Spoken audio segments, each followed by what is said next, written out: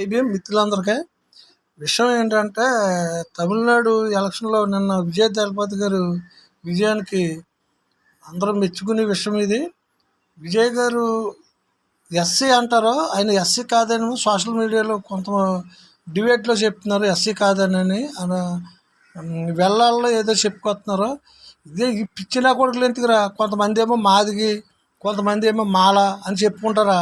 నా కొడకలారు మీకు ఎందుకు వచ్చింది దూల? నా కొడకలారు ఎక్కడో ఉన్నది, ఎక్కడో తమిళనాడు వాడిని తీసుకొచ్చాడు. కులం రంగు పులుముతారు ఎందుకురా?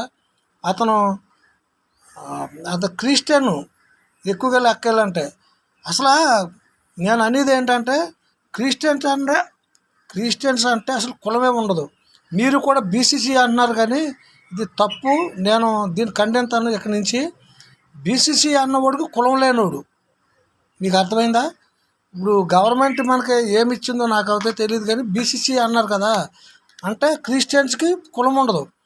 కులం లేని వాడికి బీసీసీ అంటగట్టడం ఏంటి? గవర్నమెంట్ కూడా బుద్ధి లేని గవర్నమెంటు. రాజ్యాంగాన్ని అగౌరవించడానికి అసలు బీసీసీ కాదు, అసలు క్రిస్టియన్స్ అంటే కులం లేనివాడు. అంటే ఐ క్యాస్ట్